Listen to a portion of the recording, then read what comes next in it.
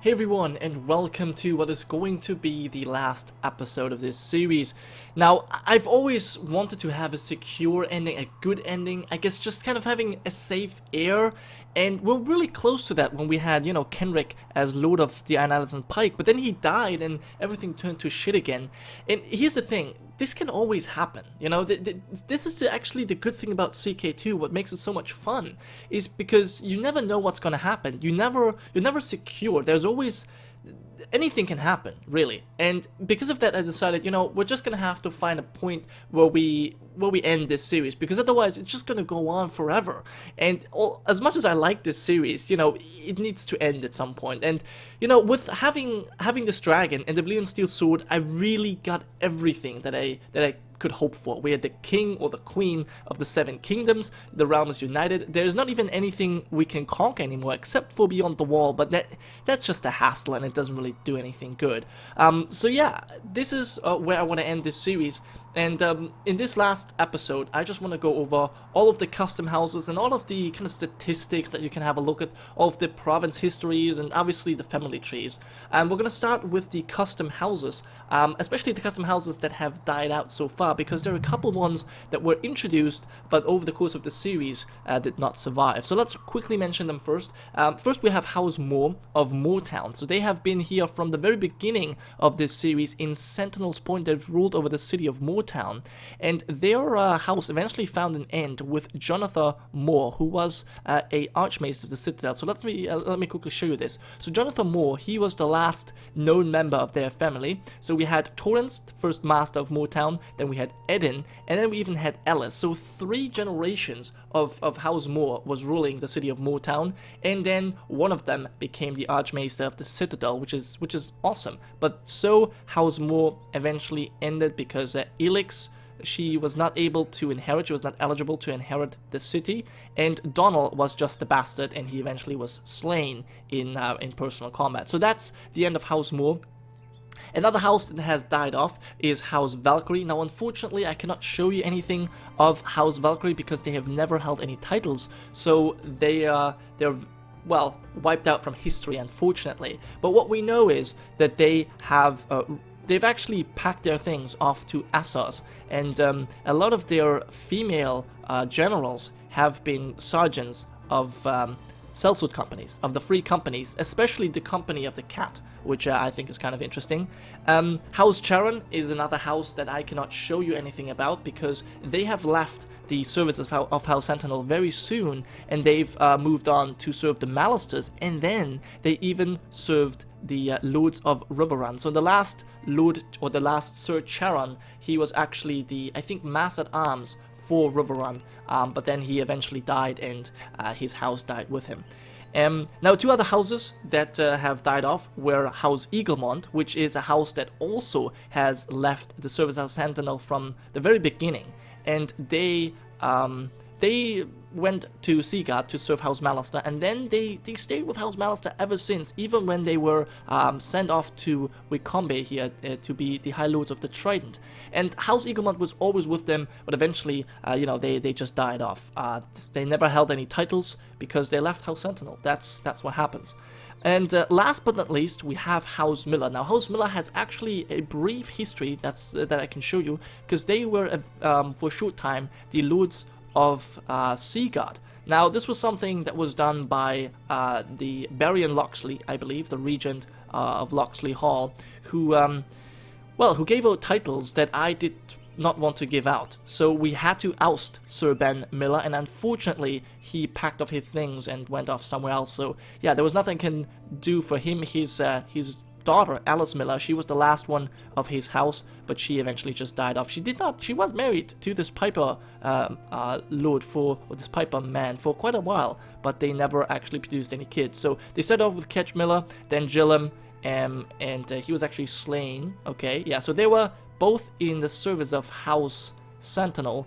Ben as well, he was a bastard if I'm not mistaken. I think he was a legitimized bastard, yes, and he was a short ruler of Seaguard, but then we took control over that province again. So yeah, those were all of the houses that have actually died off. And now I think we should go and look at the the houses that are still around. Now, this is actually going to be a little bit all over the place, simply because I'm just going to click on these characters of special interest here. So it's going to be, it's not going to be a chronological order, not even a geographical one.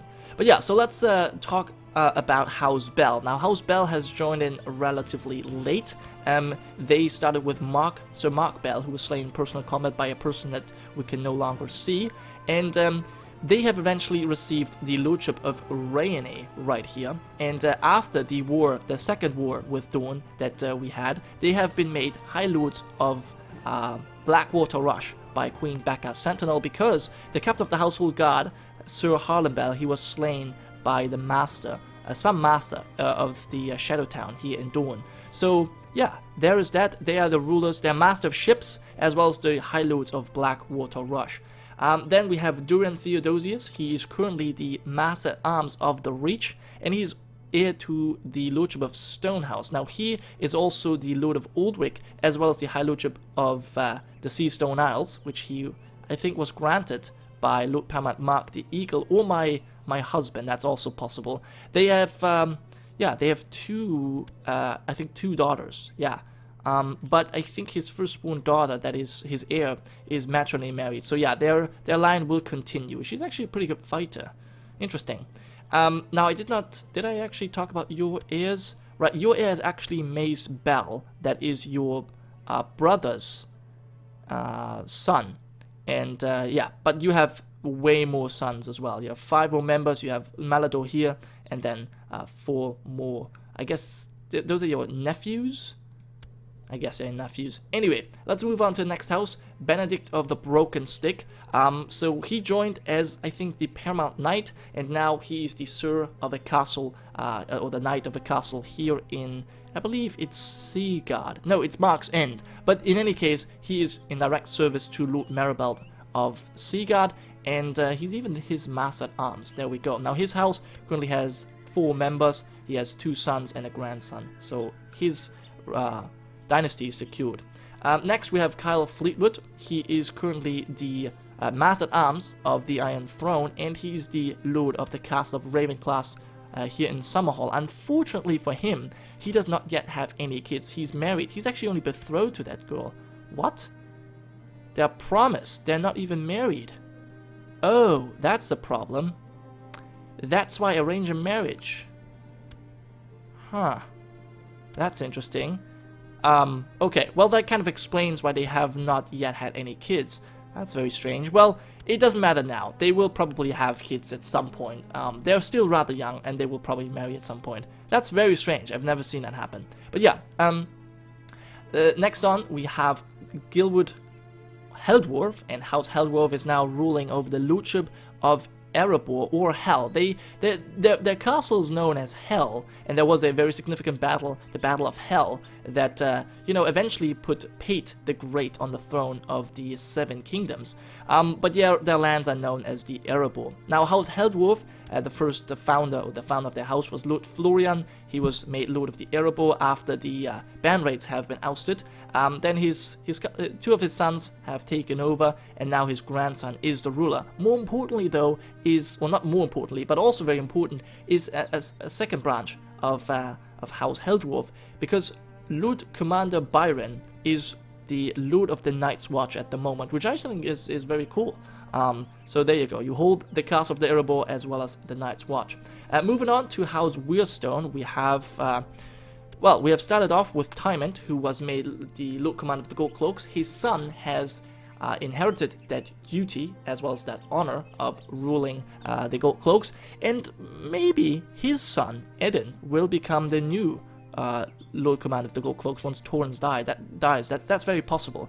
But also, the brother of the current Lord Commander of the Gold Cloaks, Sir Brian, is the Lord of Rawmarsh, which is over here in Seaguard. So they are also sworn to serve House Sentinel, and yeah, he actually already has a son of his own, Benether Weirstone. Very nice. Let's move on. Actually, does he have any titles? He's a commander of Seaguard, yeah. Torren is a commander of the Iron Throne as well. Alright, let's move on to House Lancaster. Jonquil Lancaster, she's currently ruling over Sea-Watch, also here in Seaguard. And she has 2 sons. Both of them are my cousins. Because her... she's my aunt, because her sister is my mother. She was a queen once. She's now married to the heir of the High Lordship of Riverrun. But she was a queen once. Very nice. So yeah, the Lady Jonquil is still ruling. She's married to some lowborn guy, but that's okay. Their house started with Nestor of Sea-Watch, and yeah, now it's just the 2nd generation of lords. Awesome. Next house is House Fork. They are they're the lords of Derry, and they have ruled for quite some time. Their founder was Lord Andrew Derry, and he was the first Lord of Derry. And then, well, the Andrew II took over. He was actually killed. He died in the dungeons of his liege, the Lord Paramount of the Riverlands. And then they're actually in the 4th generation of lords now. But their house, has 7 members. Their line is secure. Very nice. They currently hold any titles? No, they're just the Lords of Derry. Alright, let's move on to the next house. We have Adrian Caron on House Caron. They are the rulers of the castle of Broadsworth, which, was eventually, or was initially, actually also pledged to House Sentinel directly, but now they're actually pledged to House Tyrell because they've taken over the Iron Islands. But that will change, as you can see, once Lord Paramount Mark the Eagle dies, because my daughter has apparently, my inbred daughter is apparently the heir to the Reach, Dawn, the Iron Throne, as well as the Iron Islands. And inbred will inherit everything.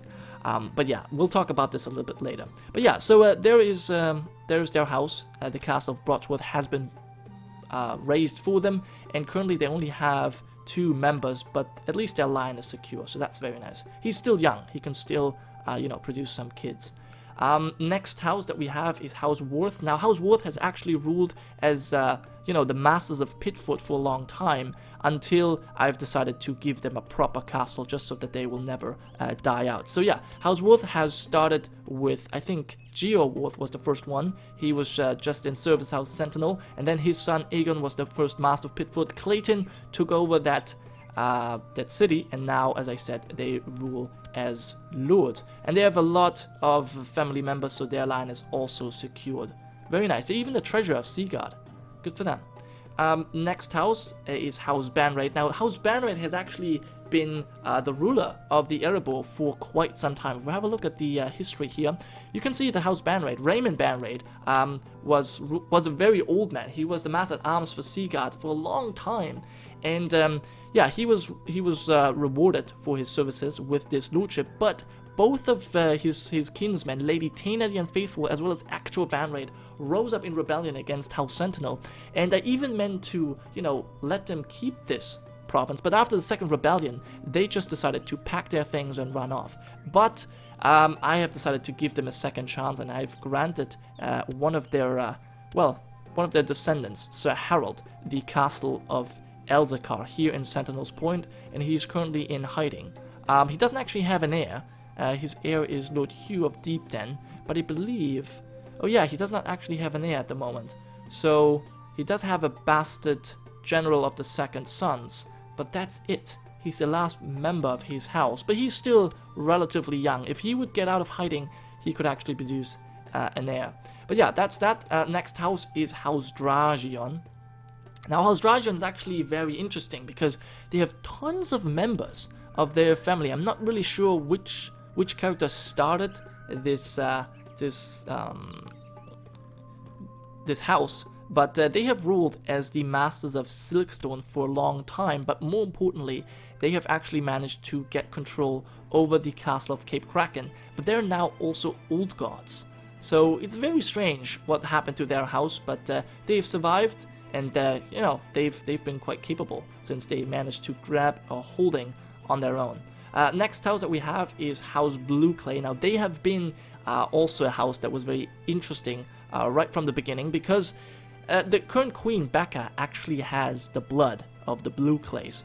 So, yeah, Lord Hector is Lord of the Blue Fork and actually designated regent of Seaguard. And the founder of their house was actually, I think, Terence Blueclay, the Monstrous. He was the first lord. And then there was a second branch there was the branch of the Bounty Hall. Fiona, she inherited, and then Perian apparently inherited as well. Tenton is the current Lord of the Bounty Hall, and Hector is the Lord of the Blue Fork. They have 15 members of their family, and obviously their line, or their blood, runs in our veins as well. But that's very nice. Very big house with 2 castles. Next house, we have House Loxley. Now, they have actually been members. I think one member of their family has been Hand of the King, which is kind of cool. Their current lord is a glutton, drunk, and infirm, so he's not going to rule for all that long. But they have plenty of family members, 17, which is kind of amazing. And if I'm not mistaken, one of their family members is actually the heir to House Butterwell's realm here in Esgaroth. I'm not sure exactly why. But apparently this guy does not have any kids, and these are just... Oh, I see. So because his sister was married to a Butterwell. Oh, okay, I see. So yeah, House Loxley might actually inherit another castle for themselves, but ever since they've ruled here in Loxley Hall, and you know, they've actually killed a member of House Sentinel, but they've also been loyal supporters. He's actually currently the Justicer as well as the High Almoner for my cousin. Very nice. Let's move on to the next house. We have House Weirstone again. Yeah, we've already talked about them. We have House Justice. Now, House Justice has ruled ever since they have been made lords of Graveham's Hall here. Let's have a quick look at their house's history. So yeah, this is actually the 4th generation already. It started with Lord Robin, then we had Janella the Temptress, and Galban of Graves, and now Lethene. And let's have a quick look at their house. They have 16 members of their family, which is amazing. That's quite a lot. Their current line is secured as well. Byron Justice is the the current heir. Very nice, and he's married to a Loxley. Interesting. Some interesting alliances going on there. Cool. And so Hosta is married to Butterwell. Right. Okay. Well, that's their house. Do you have any titles at the moment? No, you're just the Lady of Gravesham. Good. Next up, we have House Frederick. Now, House Frederick is another very interesting house because they have managed to grab a land on their own as well. They are the lords or the lady of Old Anchor, but unfortunately, they are not going to rule there anymore. Yes, because the Lady Alisane has married Sir Dennis Belmore, and that means House Belmore will take over their castle. That's unfortunate. Now, House Frederick is just like House Dragion, a very interesting house. They have so many members of the family. I'm not even sure who was the first Frederick who joined House Sentinel. Their family tree is just amazing. But yeah, there they are. Unfortunately, they will probably lose their castle, but that's okay. Next house that we need to talk about is House Cook, also a very important house, currently imprisoned by my cousin of Seaguard, but that's okay. They have also a lot of family members, 14, and they have been lords of the Red Fork for a very long time. Ben was the first one, then we had Sir Miles, who was actually slain by Dennis Loxley in personal combat, but afterwards, I think there have been some marriages between House Loxley and House Cook. Lady Amina, she was married to... no, it was not her. Let me quickly see. There was some interesting marriages going on. I think there was one who married... I think Renly Cook. No, was it Renly Cook? Maybe it was Leighton. I think Leighton Cook. Yeah, he was married to... No, it was not him either. I'm not exactly sure who it was. But there was one Cook who had some very nice marriages. Maybe it was you. You're married to a Piper, now to a Templeton. Not sure, but anyways, they're ruling over the Red Fork. They've ruled there ever since. Now they're imprisoned, but I don't think they're going to lose their castle. Next house is House Bane. Now, House Bane had a very interesting history with House Sentinel because they were also... Lord Merrick was given the... Lord Merrick, the first one. He was actually given control over the colony of Oldstones before it was renamed to Mark's End. And he did a good job of, managing that castle, but we wanted it for ourselves. So we had to take it away from him, even though he was paying, the colony out of his own coffers. He was hugely in debt, And eventually, House Sentinel, once we became the king of the Iron Throne, or the rulers of the Seven Kingdoms, we decided we're gonna have to repay that. We repaid all of that money, and we made them the High Lords of Tarth, and they have ruled there ever since. They're currently actually in a rebellion against the Storm Lord to put someone else on that throne, but that's something that does not really concern me. Let's move on to the next house, Walton Nolan. Now, House Nolan does not actually hold any titles just yet. Their father was at our court, and I think he was, I'm not sure exactly what he was. He was either a captain of the household guard, but I think he was more just a commander. But he died of a maiming, very unfortunate for him, and his son has actually a Sunderland girl right now, okay, and I would think about, you know, eventually giving him some titles, but so far he has to prove his worth. It's a very young house, so obviously they don't really have a chance to do much. Same goes for House Mortis. I think their father, or their founder, yeah, he was slain by Michael Wentworth in personal combat. We're not sure what was going on there, but he was, I think, the Paramount Knight. That's possible. And yeah, same goes for Edmure here. He still has not you know, proven himself, so there's nothing I can do for him.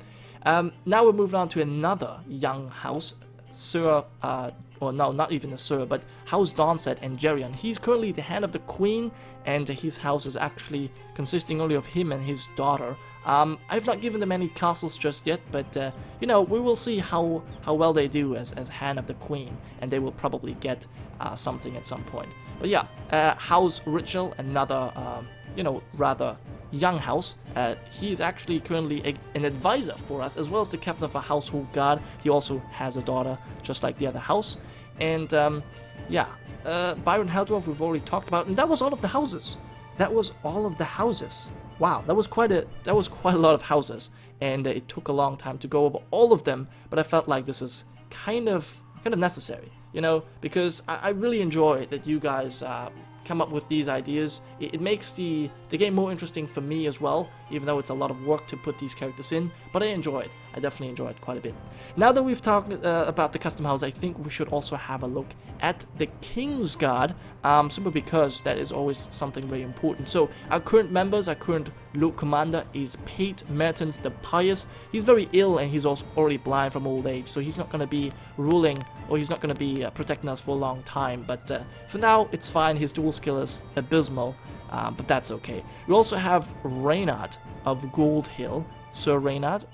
Then we have Sir Oliver Mouton of the Kingsguard. He was very good at tournaments, pretty good fighter, one of the best we have. Sir Benedict Kenning is the newest addition to our Kingsguard. He's a formidable fighter, and I've decided to ask him, and he accepted to become one of our 7 swords. Then we have Sir Reginald Serret. He was appointed by, I think, Allah, my grandmother, Allah Tyrell. He's not really good. I sent him to protect my cousin. Then we also have Sir Gaston. He's a lowborn. I think I appointed him to Kingsguard, but he's a pretty good fighter. He is honorable, so I felt like he would make a good addition. And Sir Walter Cressy, he will probably be the next Lord Commander of our Kingsguard, simply because he's zealous, he's very brave, humble, diligent, and a kind man. I really like him a lot, and he's also a good fighter.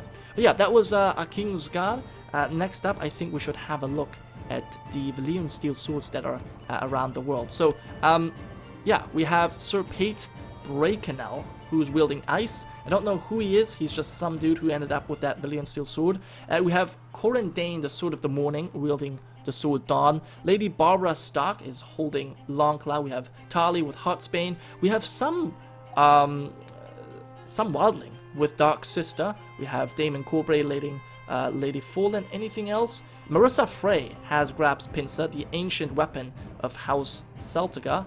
Alec Valken has the Stranger's Mercy, and then House Hightower and Roxton have their Valyrian steel swords, and Becca Sentinel wields Kingmaker. Well, that's not actually true, because we wield Fervor, a Valyrian steel sword forged from the old blade Truth, as well as being blessed by the High Septon. So that's very nice. Let's move on to the next thing. I want to check out dragons. Now for dragons, I have actually already checked this out. Drogon, Viserion, and Rhaegal, the 3 dragons from Daenerys, are still around, and they have been breeding. They've been breeding a lot. So those are 3, 4, 5, 6, 7 dragons. 8, 9, 10, 11, 12, 13, 14, 15, 16, 17 dragons, and the youngest one, Moon Dancer, that is the dragon that we have. So that's very interesting. 16 or even more dragons, I don't even know, I've lost count, but a lot of dragons are still around, but there are only 2 dragon riders. One of it is obviously Queen Becca, and then we also have Blackhorn, which is currently being ridden by Bernard Kelbar, Advesta Rossi Valyrian, and also one of the Valyrian faith. Interesting. But yeah, this is all we have to say about dragons. Most of them are in the Freylands. There's some in Hearthstone, in Dragonstone, and in Sharppoint. This is where most of the dragons are. Now let's have a quick look at the great houses. Now, there's actually not that many houses we need to talk about because, well, House Lannister, they have ruled over the Westlands ever since. They have lost their claim on the Iron Throne, but they have hold on to the West. There were some different things going on. You know, they've ruled from Talbot Hall for a long time. Right now, actually, my kinswoman Jane Sentinel is still there just to serve Talbot Hall because Durham Lannister, who was once the Lord of the West, he was only the ruler of Talbot Hall when he died. But yeah, they have hold on to their things. House Stark, they were ousted from Winterfell, and they've never gotten it back, but at least they are the rulers of the North, but they're also the rulers of the Riverlands, and their capital is here, Stockworth, right next to us. They are very powerful if we have a look at our direct vassals. The single most powerful, I guess, well, rulers. This is the single most powerful ruler, but then we obviously have House Tyrell. Now, House Tyrell, they have controlled the Reach at some point. They no longer do, the Stormlands, they no longer do, but they do control the Reach, as well as parts of Dorne, and they now also control the Iron Islands. But, as I said earlier, they are going to lose all of this to my daughter, Sharina Sentinel, and then we'll have to see what we do with this. I'm probably going to give the Reach back to Tyrell, but obviously, you know, it doesn't matter as this is going to be the last episode of this series anyways. Yeah, so this is that house. Those are the 3 houses. Then we obviously have House Harding, which is a direct descendant of House Arryn, or at least somewhat direct. Let's have a quick look at the history here. So yeah, we had the Arryns, and then it was just House Harding taken over. And, well, a lot of ladies that had to abdicate in favor of our Master of Coin right now, Sir Joffrey. Okay, other houses that we have currently no big house. House Martell is still ruling in Sunspear, but they no longer rule over over Dorne. And same with House Greyjoy. They are still the High Lords of Pike and the Lords of Saltcliffe, but they no longer hold control over the Iron Islands. So yeah, those are the great houses. Houses like House Baratheon have died off. House Arryn has died off, obviously, and I think House Tully has died off as well. Not too sure actually, but yeah, House Tully has died off. So many great houses that are no longer there, but that's just the way it is. That's the way it is. Yeah, so now I think we're gonna have to check out the history. We've checked out several histories of some of these smaller titles, but I think it's important that we check out the history of the Iron Throne. So first, we started off with, I believe, Joffrey. Yeah, we left off with Joffrey. He was slain by Lord Commander Loras Tyrell, and thus began the rise of House Tyrell and other houses as well. So afterward, we had Senel the Wicked. She was Joffrey's daughter, I believe, yes. And then we had Ermesander, his second daughter. She took over as well. Then we had Edric Storm, and he was the king of House Coldwind Baratheon. He had his own house, but we then changed it to House Baratheon. His 2 sons then took over, but they died relatively quickly of grayscale and then being slain in personal combat. Very sad, and thus ended House Baratheon, or House Coldwind Baratheon. House Baratheon itself ended as well. No more members there. Very unfortunate.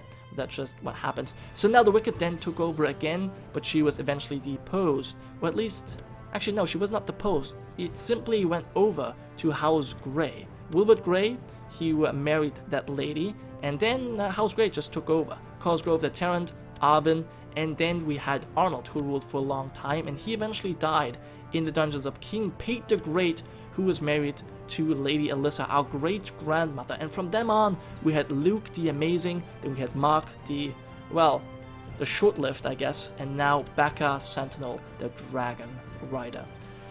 Yeah, I think at the end here, I want to have a quick look at our current council. Let's actually have a look at this right here. So we have our Grand Maester Urzen, we have our advisor, Captain of the Household Guard, Mathen Ritual, we have Malador Bell as Master of Ships, Mark Tyrell, the Eagle, well, Master of Laws and Lord Paramount of the Reach and Iron Islands, as well as Warden of the South. We have Lady Cassandra of Dragonstone, Lady of Sharppoint.